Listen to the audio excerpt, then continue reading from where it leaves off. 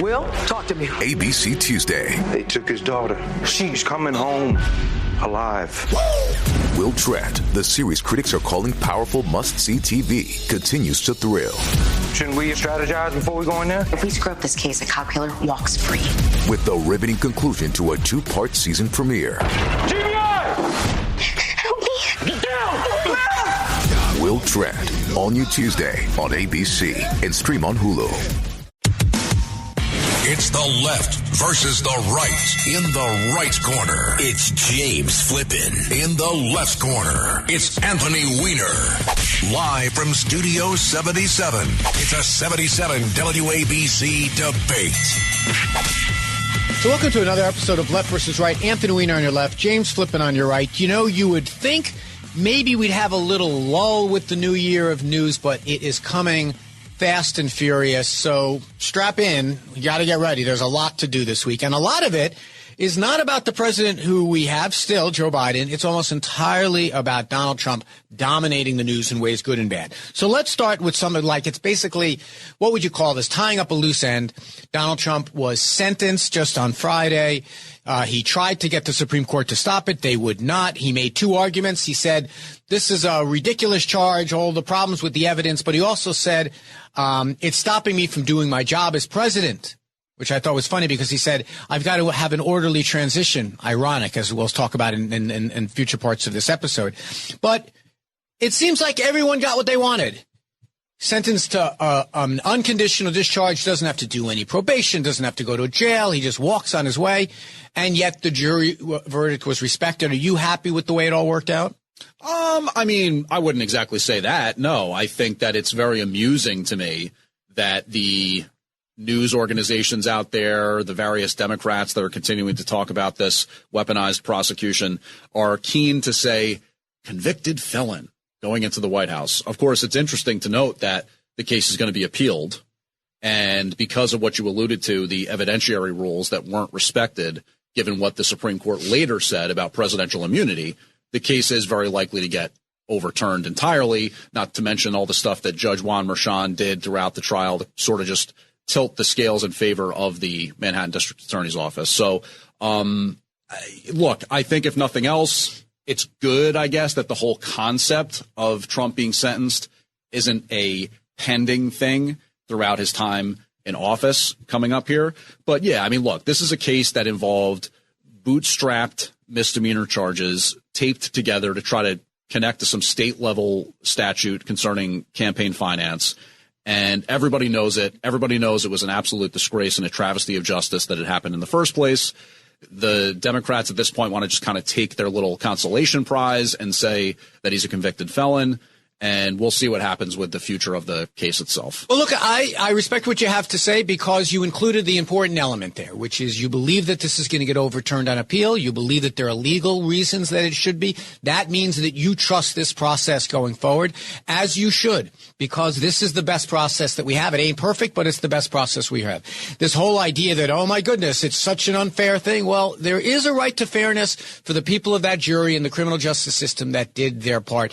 The part to me that is kind of weird to me is this whole idea, well, no, you shouldn't be sentenced. You should throw everything out because Donald Trump is really important. He's a really important guy. He's going to be the president, or he was a candidate, or he was a businessman. No, we have a process even for prosecuting those people. And I have said it to you. I said it to Dominic. I said it to John. If in the course of this thing he is found not guilty, or it's overturned, or they order a new trial because they found some error, that's what we have judges for. I might not agree with everything I see, but I know that they know the law better than I. But I have to tell you, to get back to what I said in the introduction, one of the things he said in his petition to throw this thing out, he said that this sentencing is going to interfere with the lawful transition between the Biden administration and the Trump administration. I think there's a word for that. It's a Spanish word, chutzpah, for a guy who trampled over the transition last time to say, oh, my goodness, you're getting in the way of transition, is the height of irony. Well, look, I'll put on pause for a second any response I may have to January 6th, 2021, and I guess we're going to potentially touch on that here. But no, I'll just say this. I do think that the prosecution of Trump, not just in Manhattan, but perhaps especially that one, the civil actions brought against him, the classified documents case, all of it set a really bad precedent when it comes to the concept of we're going to go at the guy that we think is our top political opponent through a weaponized prosecution. That to me is bad. That to me is something that we shouldn't do as an American system. But I will say this, to your point, and in an overarching way, justice was served. We saw the way these cases more or less benefited Trump politically because the American people were like, what are you guys doing here? Why are you trying to go at some guy on minor potential little technicalities of the law, this, that, the other, to put him out of the race because you clearly don't think you can beat him at the ballot box? So the way that it benefited Trump's campaign, his standing, the way the American people responded to all of that, I actually think it is really encouraging. I just want to say it's a bad idea for people to be using the prosecution power to try to discredit potential political opponents. Yeah, I mean, I think you and I have had this argument and debate before, but I think that one of the things the prosecutors said in their petition to basically agree with this sentence was that among the harms that were done here is that Donald Trump again and again and again did everything possible to undermine not just this case, which he could have done in the court of law, but to undermine the entire confidence in the criminal justice system by constantly saying things that were not true. And I have to say, it's a fine line. You say, well, I don't want to criminalize my opponents. Well, what if your opponent did something illegal? What if that actually happened? What if a jury found that actually happened? What if prosecutors believe that actually happened? Mm-hmm. You can't say, well, it looks bad, so we're not going to prosecute someone who broke the law. I mean, I just think that that's not a great place. And by the way, also this week, the same Justice Department said put Menendez behind bars for 15 years, okay? The same Justice Department prosecuted Democrat Anthony Weiner, who's a hero to the left and the hero to Democrats for the fights he would bring on Fox News. If you don't want to be prosecuted, my advice, don't do bad stuff. Yeah, you've often said that. That's the line that you use, and I understand it. I get your perspective on it, that you think that the justice system kind of goes after people who both happen to be Republican and Democrat. And, of course, that's true. But, again, it's an unprecedented situation. We talked about it all the time. It's one of the left's favorite things to bandy about. The first president indicted, the first convicted felon to go into the White House. So there's a lot of things that happen to be firsts in this instance. If you out there believe that what Trump did or didn't do is worthy of the first president to ever have been indicted ever before and the so-called first convicted felon to go into office, hey, look, that's your perspective. I mean, let's not unwrap the history books in an unfair way here. If there actually was someone who brought a civil lawsuit against the sitting president for sexual abuse kind of things under Bill Clinton, okay, and he sat for that's not a criminal process. No, I'm saying, but if you want to really, you said civilly also, the Eugene Carroll thing. The point I'm making is that when Bill Clinton, he said, what is, and what is, parsing words. But we all know his defense was not, the whole system is out to get me. You know, they did say, I think the special prosecutor went too far. But this, what Donald Trump did, and he left an impression on the impressionable young mind of one James Flippin, is the whole criminal justice system is completely corrupt. And he gave a roadmap. And the roadmap, and we see Adams following it. We see everyone who's accused in January 6th of politicization. No one is ever responsible if they carry a gun to the Capitol on January 6th, which is actually our next subject. Let's touch. Okay, you want to get it? No, go ahead. Quick closing point on the Trump aspect of things. Yeah, it's sort of, in my view, something you can look back on, the Ken Starr special prosecution and whatever Bill Clinton did or didn't do in the White House. Definitely standards have changed a bit in terms of, let's say, higher ups and their interactions with interns and things that were frowned upon or maybe kind of overlooked and understood or excused 30, 40, 50, 60 years ago. It's not looked at that same way. I think you could make a case that the Clinton thing was a little bit politicized. But in terms of the Trump case, yeah, look, I look at it as a politicized process, one that it never would have happened if it wasn't Trump, the charges that were brought against him. That, to me, is a bad precedent. But, yeah, other people are going to say... I guess the only point I'm making is that if you wanted to see where the tit-for-tat started, going after a president in political ways for private behavior didn't start with Donald Trump. And the very same Republicans that were standing up in that impeachment, I was actually in Congress when that went to the Senate. It had already finished in the House by the time I got there in 99.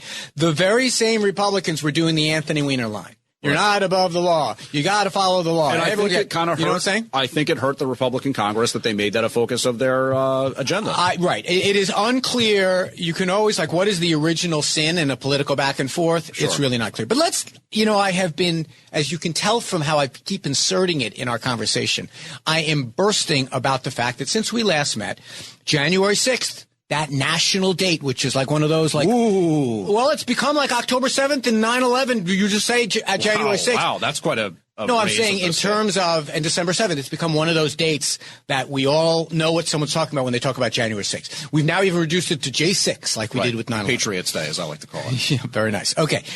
I just found it interesting that here it is, the very same people who are suddenly, it's once again, we have a peaceful transition. Once again, no one storming the Capitol. Once again, no one committing insurrection. Once again, no one carrying guns and knives and rope to the Capitol and using bear spray on. And what's the difference?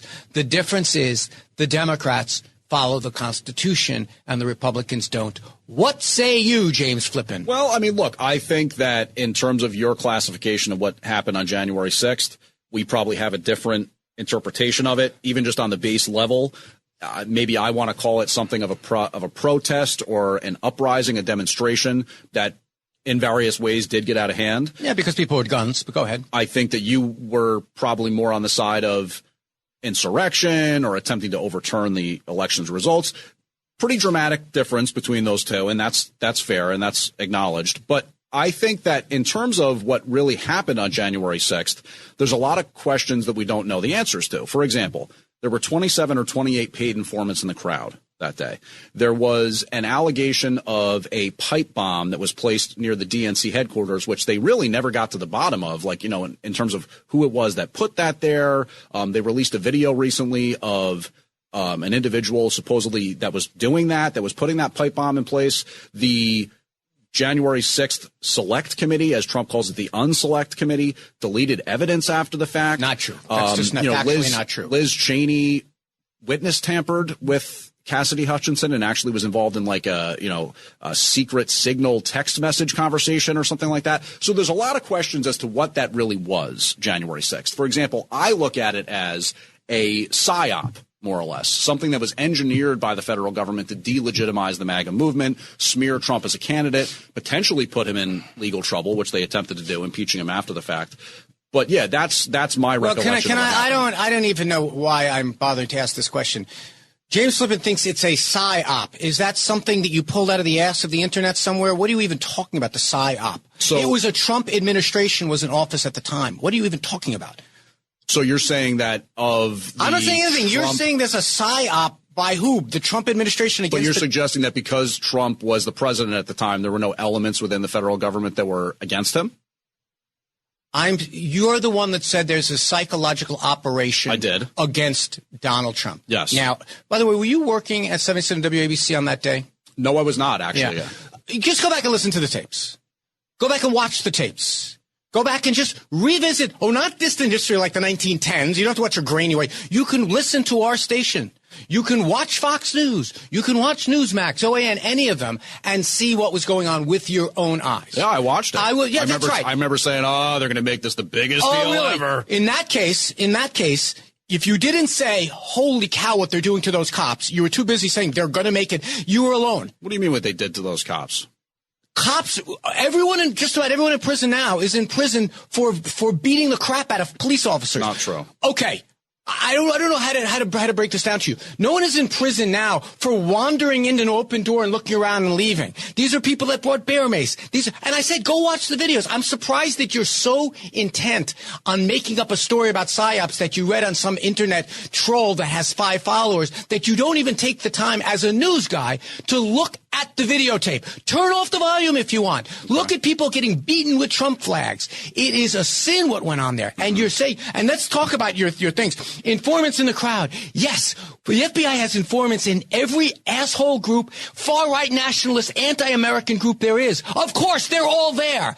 And you don't like the idea that a member of the committee investigating was in contact with someone who's testifying to the committee that they're Is that appropriate? Do you think that's appropriate? 100%. How else do they have conversations? Why would that be appropriate? She's supposed to be getting unvarnished truth from this witness, not coaching her ahead of time as to what she's supposed to say. What do you think happens when a witness says, I'm going to appear before Congress? They sit down and talk to the staff and the members on what they're going to say so they know what to ask. So is Liz Cheney a prosecutor in that case, or is she trying to get to the bottom No, they were doing of what's oversight. happening? They're not prosecutors. No, they referred it to the federal government. And you say, things were erased. Hey, Donald Trump cult member. That did not happen. The Justice Department said it didn't happen. Casey Hutchinson said it didn't happen. There's no evidence that it happened. Cassidy the only Hutchinson. thing, There's thing. a great source. By the way, the source of the didn't she make up that story about grabbing the steering wheel or something like that? It's unclear. The source of the January 6 hearings was Democrats. Look at the witness list. Nary a Democrat on the list. Oh, yeah. Well, it's Republican. Liz Cheney, big-time Republican. She was the head of the committee, I'm not right? talking about the committee. Oh. I'm talking about the witnesses. Mm-hmm. The people who said the words that buried your guy. Mm-hmm. That everyone on Fox News was like, oh my God, this is terrible. And he clearly got buried because he's about to get inaugurated. Well, let me say, how about Elise Stefanik? Is she still hiding under her bench saying that Donald Trump should never, ever again hold elected office? No, she's not. Mm-hmm. She deleted the tweet, but because unlike you, she realizes, oh, my God, this is a terrible thing to remember what actually happened. And you know who else remembers? Donald Trump called Ashley Babbitt to that Capitol and got her killed. He should be prosecuted. He got her killed? Yes. Why was she there? Who called her there? Why was Ashley Babbitt at the Capitol building? Why was she in that crowd rushing the Capitol? She chose of her own volition to go there. No, she was called there. Did Donald Trump have a chip in her brain and he told her he pushed a couple buttons on his cell phone and said go? Okay, let me ask you something. Which rally was Ashley Babbitt attending? Who was she listening to says we're going to march up that hill? Let's just stop for a second and note the facts. That a Capitol police officer by the name of Michael Byrd, a police officer, murdered Ashley Babbitt that day without provocation, without cause. It's what's known as a bad shoot. Why don't you? In other words, and the left likes to talk about this all the time, if you kill an unarmed person, if you shoot dead someone who did not pose a threat to that police officer in that moment, that is a bad shoot. It's also known as manslaughter. Okay. Criminally negligent homicide. I'll play along. Guess what Michael Byrd has gotten as a result of all that? Promotion. Police officer. Special protection and celebrations and media interviews and stuff like that. Michael Byrd is a murderer. He ought to be held accountable for what happened that day. There was also a woman, a Trump supporter, who was killed in the crowd that day, bashed in the head. Typical Republican. And that's calling a police happen. officer the murderer for doing his job. But the person who was breaking into the Capitol, which he had, not in the Capitol, to the floor of Congress, where members of Congress were cowering under their desk, a guy who was hired to protect them does his job. And no one says, why is Ashley Babbitt there? Because she was fed a pile of bull by her cult leader, and now she's dead. Trump should be indicted for that. Wow, that's strong words. I mean, most of the time, the person who kills someone else with a gun is the person that's held responsible for a leave murder, it to the Republicans constantly blaming the police. That's not what Anthony Weiner does, and we'll be right back. It's the left versus the right. In the right corner, it's James Flippin. In the left corner, it's Anthony Weiner. 77 WABC. So welcome back to Left versus Right. Anthony Weiner on your left and James Flippin on your right. This is a very busy time here at the station with the inauguration coming up, a new administration. We've got you covered wire to wire. If you miss any part of the show, you can get it as a podcast on the Red Apple Podcast Network. You can also get James all throughout the week kibitzing with the reporters and also doing the news cuts. He does the news cuts. He does straight news. And then he comes on here and does his opinion. And I honor you for that. I know it's probably hard to do, like sometimes just doing the news. Yeah, but it is kind of sometimes weird. But here's the thing. Both parts of your job got kind of mashed up this week, as they often do, where it seems like a news story that should kind of not be political suddenly becomes political. And that is the horrible fires that are going on in L.A. And some of what has happened is, while a lot of us are watching and think about anyone we know that might live there and just looking at the sheer annihilation of it, is that a finger pointing is kind of flared up out of this, no pun intended. And some people have kind of pointed out a kind of again that famous DEI is coming to rear its ugly head. I'm surprised Dominic doesn't race in here for the segment and grab the microphone. What is the DEI angle about a giant natural disaster that's ravaging a city? So in terms of, there's a lot of different things to unpack here, and some of it can be fairly classified as political criticism along the lines of DEI, diversity, equity, and inclusion. Also potentially some of the really super far left environmentalist movements that have kind of played themselves out over the last 20, 30 years. So there's things to unpack, but specifically on the DEI, there's a woman who was appointed as LA's fire chief who happens to be lesbian, I guess, or of the LGBTQ community. And there was sort of some celebration amongst aspects of LA government that this was a important thing to do, right? Like you want to be inclusive, so you want to have someone from the LGBTQ community who's a fire chief. First and foremost, considering this is such a major wildfire event, people naturally say, well, was that woman the best choice for the job, or did she get the job over someone else potentially because she's lesbian? That's the first aspect of a really base level criticism. There's also the video that's gone viral of one of the assistant chiefs in the LA Fire Department. And forgive me, because some of it's the county fire department, the city, all that kind of stuff. But this assistant chief was featured in a video from Attention, which is a video news site out of LA, where she said, look, people want people that look like them to show up to fires. And we've heard some of that stuff before. You know, the DEI stuff gets centered on, oh, we want actors and actresses who look like us. We want people represented in government who look like us. And it's, in my opinion, sort of kind of a racially motivated thing that gets a little sticky. But in terms of this woman in the video that she shot for Attention, she said, look, don't worry about whether or not I can lift your husband out of a fire because I'm a woman. He shouldn't have gotten himself into that situation in the first place. And a lot of people are like, whoa. In the fire. What? Got it. What okay. are you talking about, woman? Like that. What if it was an overnight fire? Like, what's he supposed to never cook in his house or ever heat the house or have an electrical issue, whatever? So some of this, and we can get into the water management stuff and the environmental and stuff. I think that's actually, frankly, much more important. But the DEI stuff in a nebulous way is connected to how these people were chosen for their jobs, who's in a leadership position in LA Fire, and whether or not those were the best people for the job. You said, and that's a great summary, but you said naturally people started to say, is this a DEI? Why is that the natural thing? Why does someone look at the identity of a fire chief and say, oh, it's DEI? I mean, look, from everything I understand, that fire chief was a battalion chief, was a captain, was like worked her way up the chain of command. I think of some of this is like anyone who doesn't look like, you know, Chief O'Flaherty, as we're used to seeing, is suddenly a DEI hire. You say naturally, it's such a weird thing. Now, you told me about the video that someone else put out. I get it. At these times, everyone's like scrolling the internet to try to find some point to be able to make. I think the much bigger issue is there, I mean, first of all, we saw this with Hurricane Sandy here in New York, that a whole bunch of people were like, okay, we don't want to help out New York because they're liberal, blue, whatever, they do whatever. I mean, now we are a little bit protected because we have the mother of all fire departments, the mother of all police departments. They literally make TV shows trying to emulate what our departments look like, and LA doesn't have that benefit. I get it. To me, the thing that was most troubling was that the mayor of the city, this woman named Bass, who's a former member of Congress, I did not overlap with her. She was away on a trip, which it's the nightmare of every mayor. You're going to be away on some trip when something happens, which is why I always said if I were elected mayor, I'll do all my vacationing down south in Rockaway. Like that's as far as I'm going to go. It's a good line. She was on this trip, and then she kind of quasi didn't return. I don't know exactly what the facts are. She's in Ghana. To me, that's a problem, but that's bad luck. What is not bad luck is there's this debate that's also sprung up is, should you have prepared for this better? So let's talk about that for a moment. I don't know if you've seen this line of the story, which is she cut the fire department. And people are saying, you shouldn't have cut the fire department because here we are. Is that a fair beef? Or as someone who's always talking about cutting budgets, or you say, look, you can't always be prepared for everything. What do you think about that element of this? Well, a couple things. One, in terms of Mayor Bass, supposedly, and this, we don't necessarily focus on LA news stories ahead of time. This is a huge national story now, but supposedly there were a lot of predictions, warnings, expectations that a major Santa Ana wind event was coming.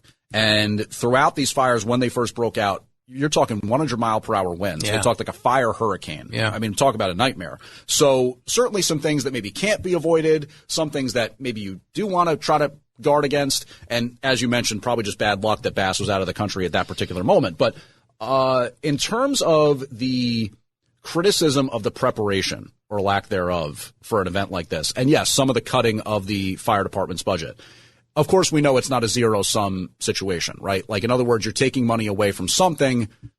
City Hall was not saying, hey, L.A. taxpayers have some money back. They were putting it around and putting it towards And there were a lot of things. administrative cuts at the fire department they were doing. They had cut, et cetera. And they cut some overtime, which a lot of people tried to do. Right. And overtime management is a major concern, even for the agencies here in New York City. But there's a major, as you know, Anthony, as our listeners know, major homeless problem in the LA area, in the sense that it's good weather year round. There's not the same laws, as you've alluded to, here in New York City that mandate people be put in shelters overnight and stuff like that. It's kind of a constant issue that the city of LA is dealing with. And obviously that takes a lot of resources. So some of the, if I understand the story correctly, some of the money that was taken from the fire department's budget was more or less put towards homeless services. That's where people are going to say, okay, are you prioritizing the people who live, thrive, pay taxes, are members of the, business community or whatever in LA, or are you prioritizing the homeless? A tough discussion to have, right? I mean, it's not like you should just say, screw those people, throw the street urchins to the wind. I mean, that's not exactly a civilized response either. But if you're risking a major fire event to benefit homeless services, that's where people might say, are our priorities right here? Here's the thing. A couple of things about this. First, about the Mayor Bass piece. This is an unusual kind of natural disaster or thing to have happen as an executive, because unlike, say, a terrorist attack or an earthquake or even a hurricane to some degree, they begin, they happen, then they end, and then you're basically standing still trying to coordinate how you respond once it happened. This thing is kind of rolling as you're happening, flames coming from all sides of the town. I think it would have been tough one way or the other. As far as the kind of the going and taking a look at how this could have been prevented, we are constantly in a situation in government where our taxpayers are saying, I don't want to pay for services that I can't see, touch, feel, and So the incentive to go cut something that you might have a 1 in 20 chance you're going to need is unfortunately the way a lot of these political things are. I will be shocked if Vivek Ramaswamy and Musk don't try to cut the National Fire Service. Because they're like, oh, it's not our job. It's not the national government's job, but we have the National Fire Service, which trains firefighters, puts out fires on national lands, and then goes to places like this.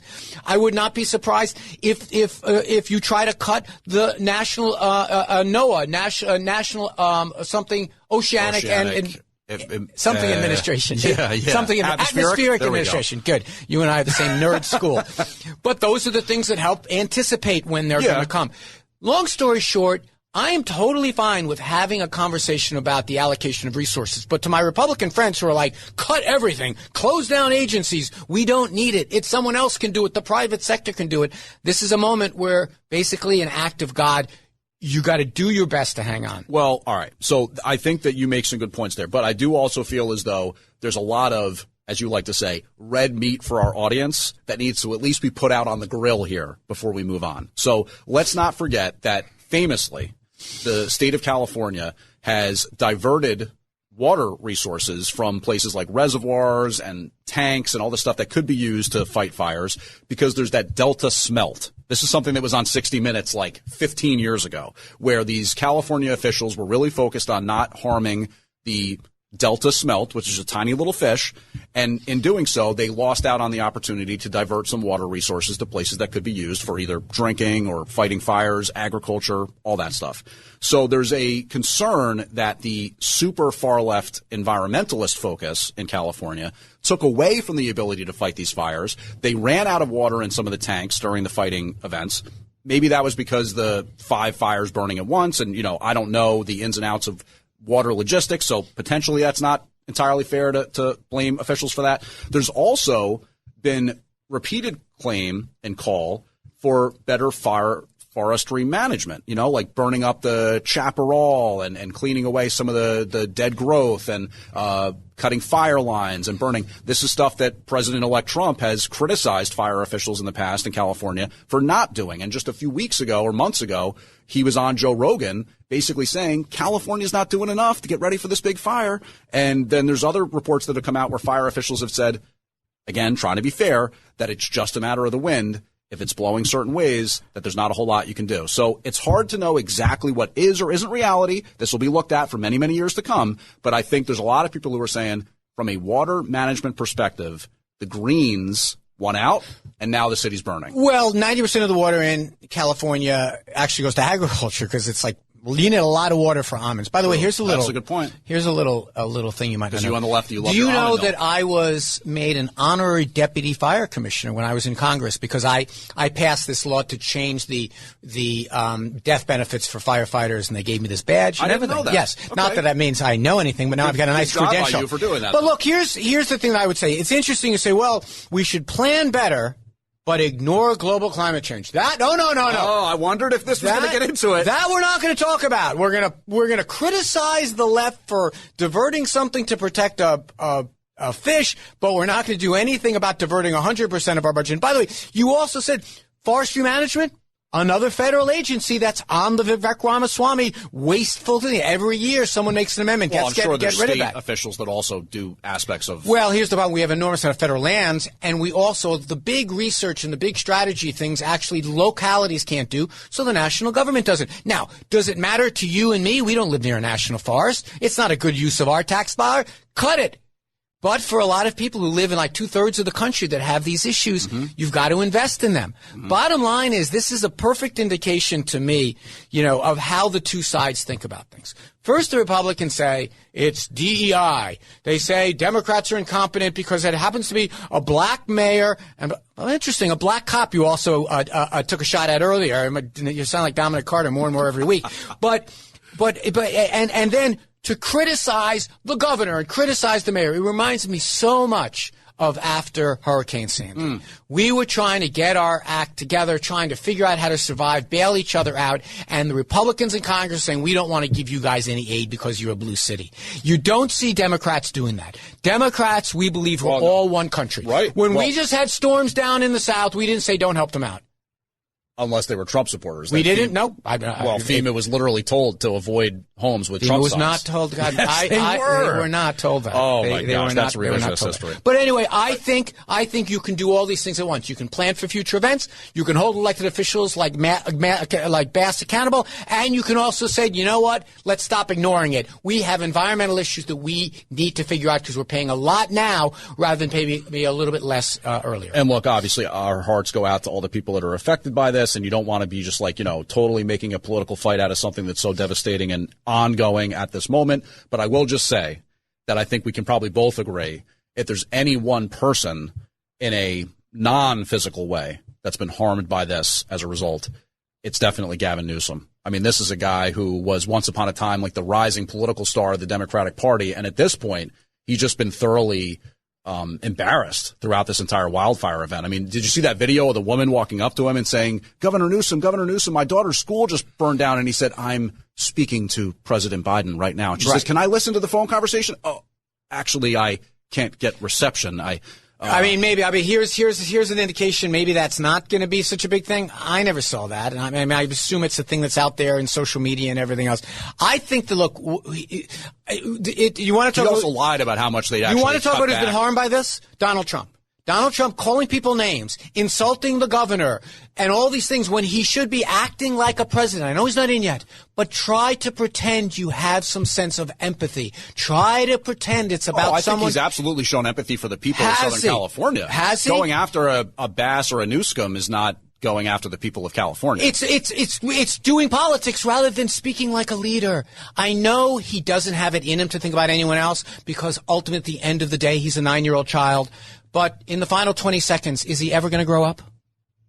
I believe that he is quite grown up, and I believe he is quite accomplished, and certainly somebody who's shown that he cares about the American people with the fires that he's walked through to get to where he is right now. I can tell from the orange makeup he wears every day. And we'll be right back. It's the left versus the right.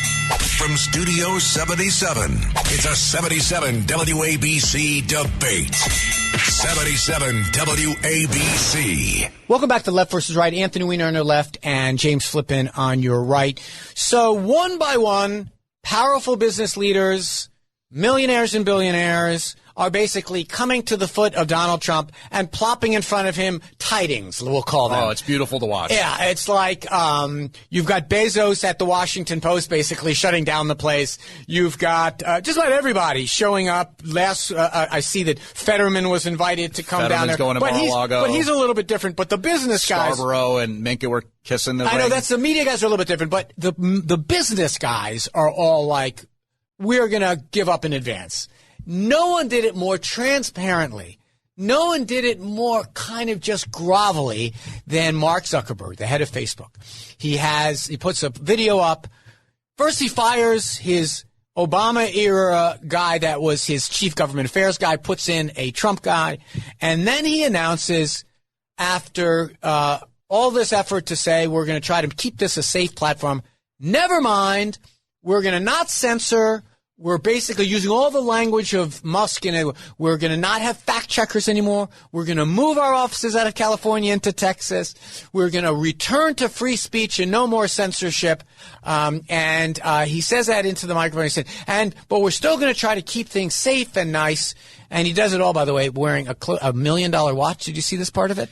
I didn't actually notice that his watch was. I noticed that he's got sort of the kind of Zoomer fro. He's got the Jew fro going on. I'm not convinced it's real. But anyway, and the gold chain. Like he's undergoing an image change. It was very weird. It was very weird. But anyway, remake, whatever. But this is right down Main Street for you, because this is a thing that you sometimes, like the whole idea of getting government out of censorship, getting everyone out of censorship. No one should be censored.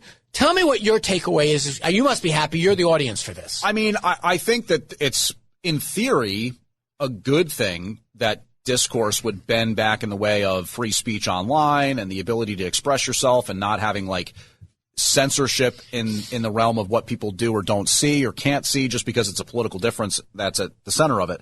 But I kind of potentially have some common ground with you here in the sense that I think what Mark Zuckerberg is doing is very ham-fisted. In other words, he's like, whoa, we kind of got caught for all the stuff we were doing in regards to COVID and the discussions that we had with the White House at that time and the stuff we did around vaccines, and you can't talk about the vaccine. Thou shalt not say the vaccine's this, that, the other. So I do think that there's a sense of kind of it's convenient, politically expedient for him to now suggest that they're more in line with the Musk agenda or whatever. I also just want to note that I believe what Facebook is going to do is go to the community notes model. Explain what that is. We don't have social media people in our we don't have X people in our audience. So on Twitter, or X now, formerly Twitter, instead of there being, I guess like fact checkers who might be working for X that are sitting there in an office somewhere saying, that's not quite right, we're going to add this note or strike that from the record, it's peer driven. So if you are Anthony Weiner on X and you see a post that says Anthony Weiner's skin is green and you say, no, it's not, and I'm going to put a community note out there that rates this whole initial post as untruthful, other people can more or less agree or disagree with the community note, and it's supposed to be almost like crowdsourcing, fact checking. Like, do the peers by and large agree with the veracity? And of this more thumbs up drives the story up, more thumbs down drives it down. But so Facebook may employ a similar thing, I guess. So here's my concern about this. I think ultimately the American people do want some level of censorship, if that's the word you want. In what context? I'm going to explain. So during COVID, Donald Trump famously made this remark about what would happen if we drank some bleach. Okay, let's just say for a moment that it goes on Facebook when everyone's trying to figure out what to do. Someone puts a post up. Here's a great idea. My name is Dr. Vidhi Boombas. I say everyone should drink bleach. And a bunch of people start drinking bleach and they're dying. Okay, I think it is not good for anybody that there's this popular post out there telling people how they can die. I don't think it's good when someone posts over and over and over again anti-Semitic slurs. I don't think it's good that when you sit down as a person who's reporting the news here at 77 WABC, makes an effort to see, hey, what is actually right, what is actually wrong.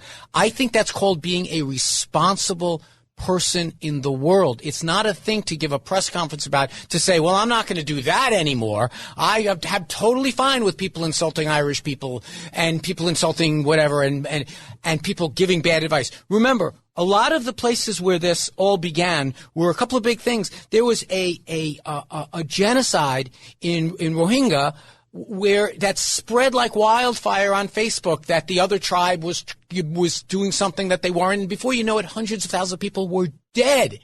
So the idea that, oh my God, this is so great for the world that we're not going to have censorship. One of the responsibilities that comes with speech is being responsible with your speech. And I don't think we should expect the world to be responsible. That's why they have fact checkers to begin with. Well, it's an interesting broad discussion concerning free speech and the electronic age and social media and stuff like that. Like, in other words, the question has long been, is Facebook, is Twitter, is Google or YouTube, whatever, Instagram, are these platforms publishers or are they forms of communication? And what difference should it make? Well, it does make a difference in the sense that when you think about the concept and laws that govern things like liability, whether or not a platform ought to be held liable for something that's said on there, all that kind of stuff. Newspapers, for example, are looked at a certain way, and there's laws that govern that. And yet, if it was something like somebody's talking on the telephone, for example. No, the laws are different, but we're talking about right and wrong.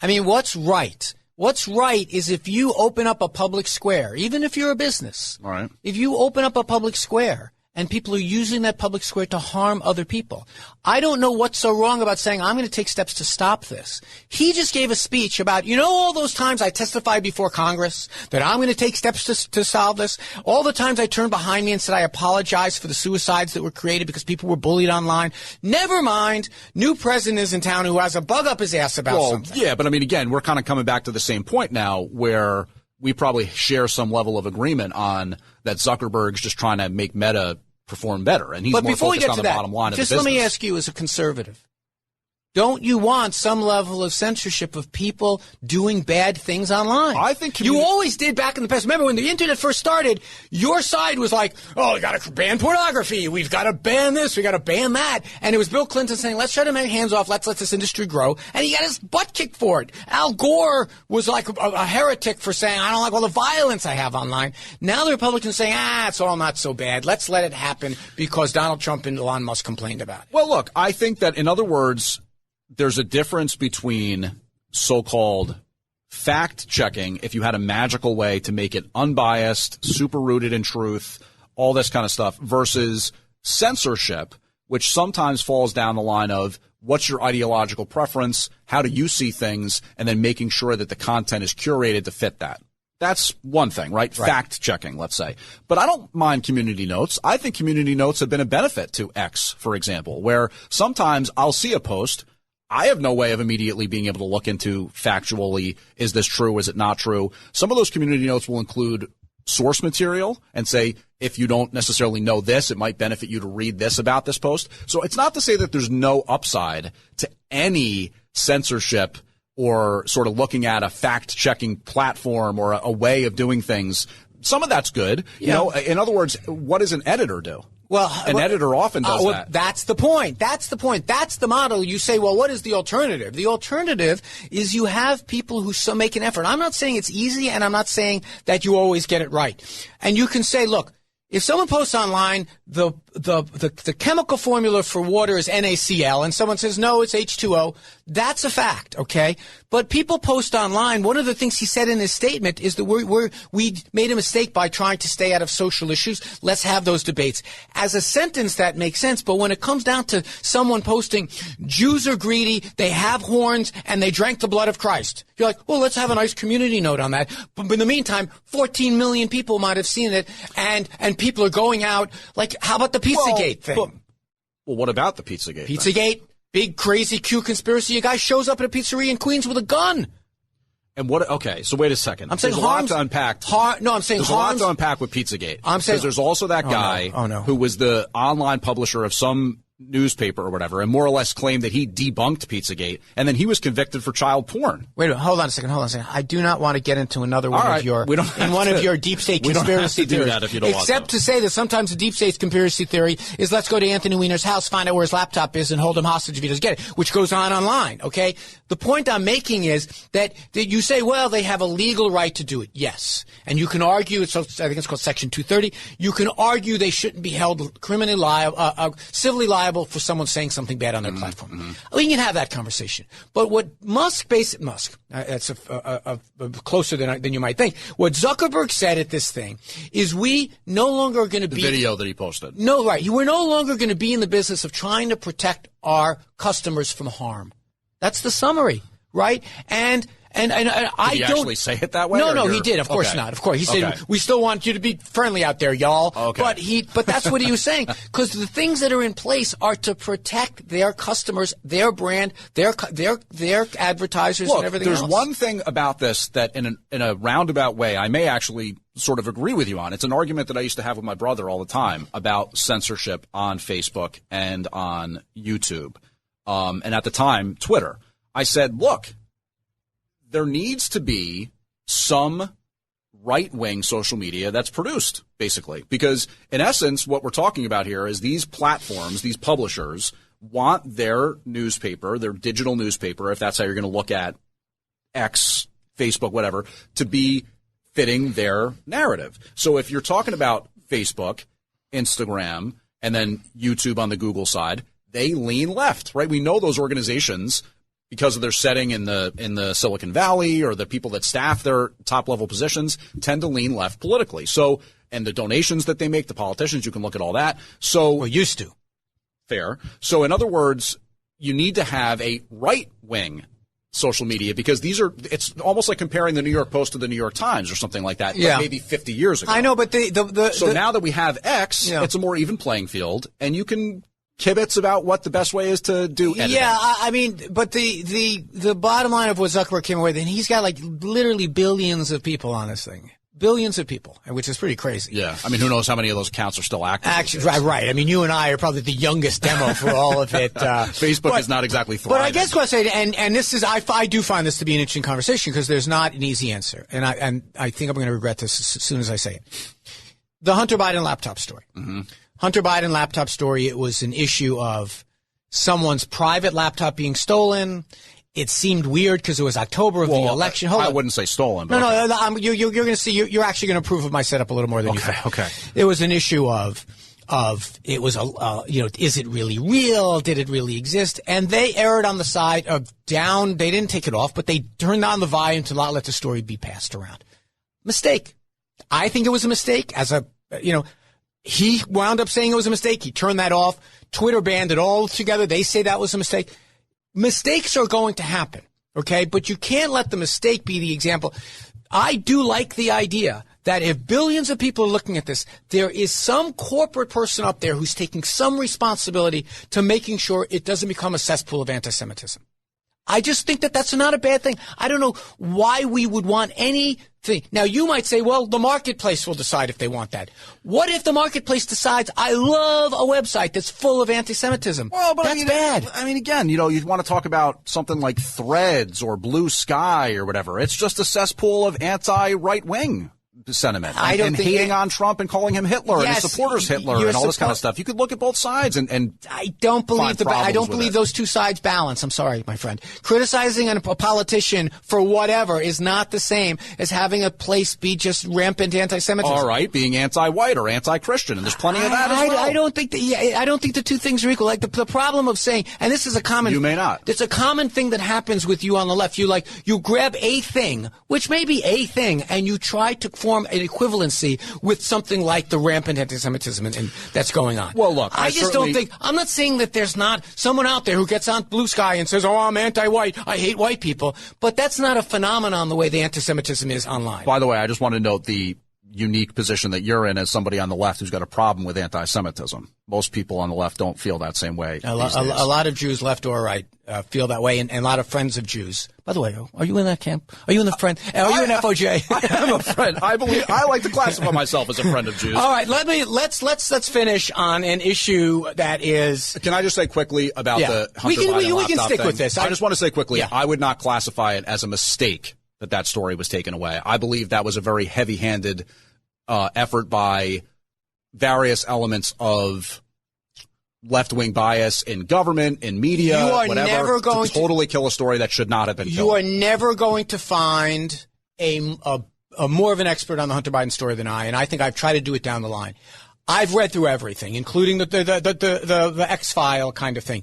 There has never been a really good anyone pointing to anything solid that shows that. These are social media companies in 2019 were being all kinds of law enforcement in the Trump administration was telling these people, be careful, they're coming at us, meaning Russians and Chinese are trying to influence our election. These were Trump officials that were putting that pressure on people, and they didn't want to make the same mistake that they made in 2016 of doing nothing. I believe it was relatively good faith, but a mistake. Let me just say that for those of you who are listening to the audio and not watching the video, I'm rolling my eyes aggressively.